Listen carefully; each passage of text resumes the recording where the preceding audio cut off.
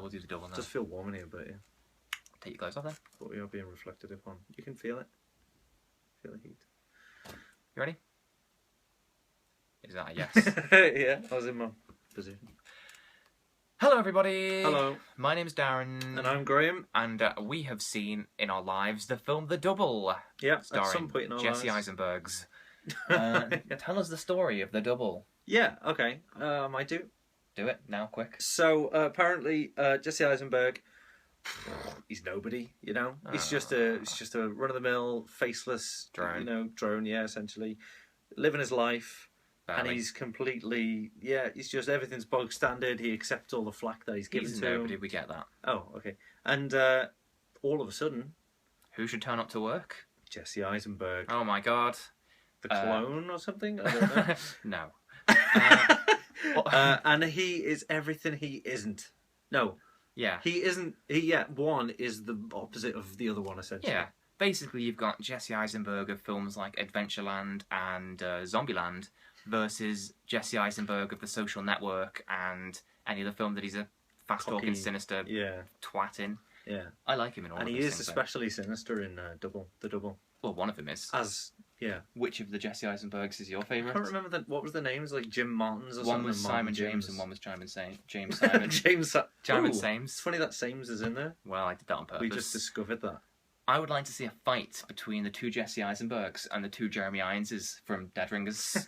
Yeah. Or maybe like the two evil versions versus the two weaker versions. That's interesting. Well, I know. Because every action movie star has to do a film where they fight themselves. So you've got, Arnie versus Arnie in Sixth Day, and Jean-Claude Van Damme versus Jean-Claude Van Damme in one of his ones, and Jet Li, I think, has fought himself at some point. Stallone never has fought himself, I don't think. I was going to say... Well, I just think that's because... I don't think most people could cope with seeing Stallone twice at once. No. I don't think he would. He'd panic and start smashing the place up or something. It's too much for the brain to comprehend. For his brain. Well. Anyway, so this is a really good film, directed by Richard Ayoade. I don't know how to say his name. That's racist? No, it's not racist, because I can't say a word. I really like him as a director, though. I've seen 2 films by him, The Submarine, or Submarine as it's called, and this... I think I prefer Submarine overall. Submarines? Yeah, It's up to you what you say for yourself, but no, I would say that on behalf of us, Submarine is better. The thing that I think is interesting is that everyone criticised Submarine. I mean, everyone loves Submarine, don't get me wrong, but everyone criticised it on the grounds it's a bit too Wes Anderson-y. And everyone criticised The Double for being a bit too Terry Gilliam-y. And he kind of rolls his eyes and do we have to make that comparison again? And I think... if you don't want people to compare your films to people like Terry Gilliam, don't make films that look like they could have been made by Terry Gilliam, because that office is basically the set from Brazil. Yeah. I mean, it's just exactly like it. Yeah. But, that's not a criticism to say that it's sort of Gilliam-esque or Anderson-esque, because he definitely has his own kind of style in it. Like, it's his own... It's definitely his own world, sort of thing. You can tell that Submarine and The Double are directed by the same person, possibly because of the whole sort of loose, camera, which is sort of French New Wavy, and possibly because everyone's got a kind of humorous sense of self-importance, or maybe because the entire fucking cast of Submarine is in The Double. Like, literally, I don't think there's anyone not in it. Wazikowski's not in it? No, I mean everyone that's in Submarine is in The Double. Right. But, yes, it's based on a book by Dostoevsky. Yep. I'm going to say his name and leave it there, and just to, leave the implication that I might be intelligent and know what I'm talking about. You know Dostoevsky, that guy. Is it Dostoevsky? The guy that did Crime and Punishment, or War and Peace. Crime and Punishment. One was Tolstoy, one was him. I get confused. Yeah. Of big books that I've not read that pretend like I have from an outside. Yeah. So, what did you like the acting and the cast? I like Jesse Eisenberg, but I didn't like Jesse Eisenberg. Ah, really? I'm kidding. I like them both. That would have been interesting. Sorry, but you just made me bored. Oh, well, there you go. I think that we've been pronouncing Maya Wasikowski's name wrong. I think it's Wasikowska. Probably. Yeah, those old WV things. Yeah. She's really good in it, though. She's a weirdo as normal. She's always excellent, isn't she? She is in everything I've seen her in. Yeah. And I really like Paddy Considine. Watch him on the TV. He plays what looks like a real version of Garth Marenghi, or Marenghi, however you pronounce that. Yeah. What? Oh, yeah. Hello. Nothing. And I think that the film is about loneliness. Isn't that obvious? Well, they haven't seen it, so no. Oh right, yeah, of course, I'm yeah. telling it to people who haven't seen it. All right. I mean, I'm not gonna, analyze Dostoevsky's work. I'm sure you boffins out there could do it better than I could because I've not read it. But I saw my own double once. Is that worth mentioning? Yeah, definitely. Okay, I will. It was when I was in school. We went to see a musical version of Macbeth. We didn't know it was musical, neither did the teachers until we got there, and they started singing and we started laughing. But about halfway through, they have a break, and when we went, Interlude. it was like all schools had gone to see it, and I went in the loo for a slash, not a poo. And when I went to the toilet, there was like a bunch of lads from another school who were like looking at me and kind of like muttering, and then they said like, "Oh, you look just like our mate," and I was like, "Okay." And then the mate turned up, and I was like, "Jesus Christ, what is going on?" He looked just like me, but he was shorter and fatter. Like, it was like looking at me in a circus mirror. Right, yeah, Which yeah. was good for me because I left that toilet knowing that I'm at least better looking than one other person in the world. Right. He probably had a different experience leaving. He knows that he's definitely not the best looking person in the world from now on. But sure. Were you better looking than the boys who actually told you that? I don't remember what they looked like, so I'll assume I was. Right. Yeah, but that was where our encounter ended. I didn't sort of start a rivalry with myself. No. At work. Apparently, this guy does. Well, that's what happens in the film The Double. Yeah. I think that I really liked The Double, but I think that it borrows a lot from, Dead Ringers by Cronenberg, with the Jeremy Irons and Jeremy Irons. Yeah, there's a weird kind of, there's all the kind of like sexual tones as well, like going throughout. Sexual tones in which? Both. What's sexual about The Double? The fact that he does start just Banging. bonking random girls. Alice in Wonderland. He sends Alice to Wonderland. Yeah. Well, yeah, I suppose. I don't think but it's that's like just to show the difference between their confidence, I think, and that one's getting what the other one wants. Well, yeah. Okay, yeah, fair enough. So it's a lot like Dead Ringers in terms of what it's about, and it also has a kind of a Razorhead thing going through it, I think, with like the sort of, the sound, what do you call it? It's kind of industrial, kind of... Well, that's it. That's the nail on the head that you just hit right there. Sort of the clanking of radiators and the kind of... That's what they do. And it kind of also reminded me a bit of Barton Fink, when he's like... In the way that it's a horror movie where nothing really horrific is... Well, to start with in Barton Fink anyway. Before, John Goodman shows up at the shop and starts screaming, "I'll show you the contents of my mind."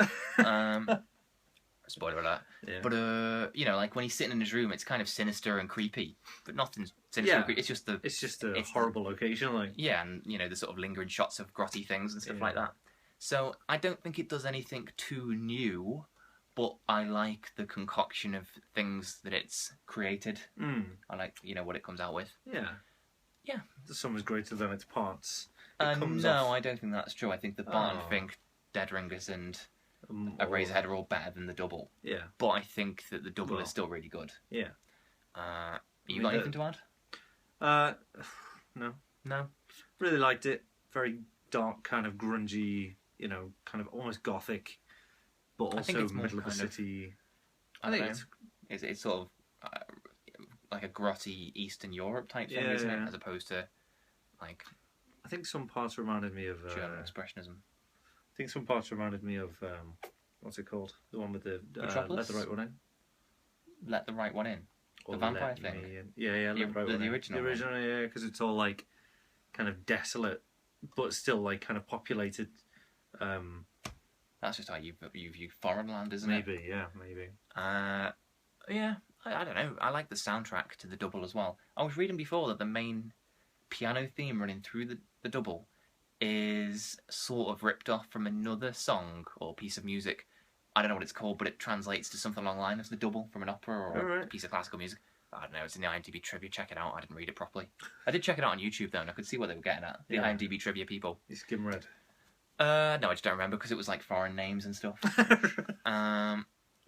Yeah, I like, what's that guy's name as well? The guy in Alan Partridge who has the gun hat in the movie. And he does the Tim Keyes. Oh, right, yeah. He's really good as the sort of nurse who looks after the mums. Yeah.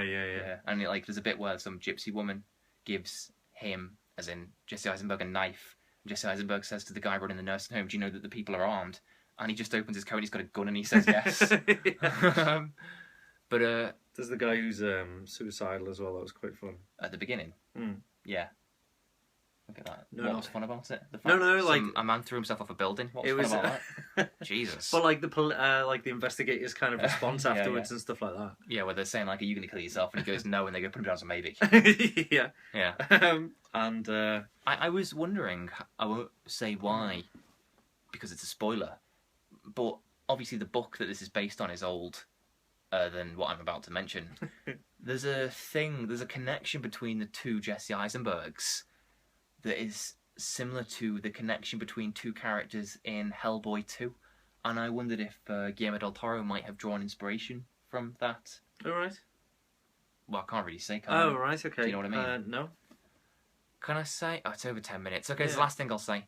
Bye, everyone who's not seen it. That when one Jesse Eisenberg gets hurt, the other one gets hurt as well. Okay. Yeah. Like sorry. the princess and the Oh, princess right. and prince and princess in Hellboy. Right. Okay. I wasn't thinking of that. Yeah.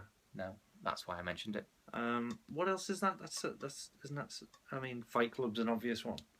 Well, yeah. I mean, It's a bit different because one of them's not real. well, I suppose maybe you could read the double as them being one inside the other one's head. So yeah. I think Possibly. that it's just a giant.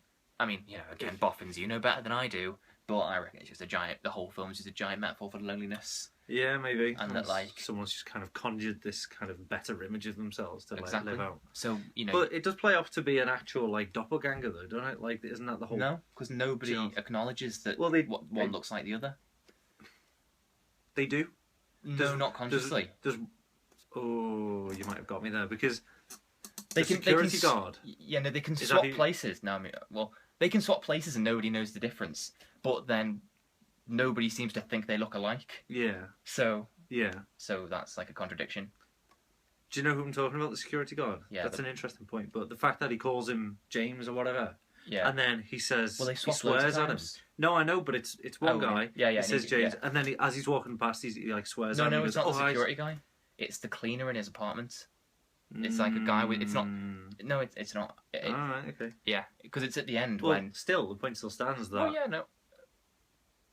Go on. The point still stands that that one person thinks that it's that person, and then Yeah, but they until he switch reveals. loads. No. In the same movement. No, I know.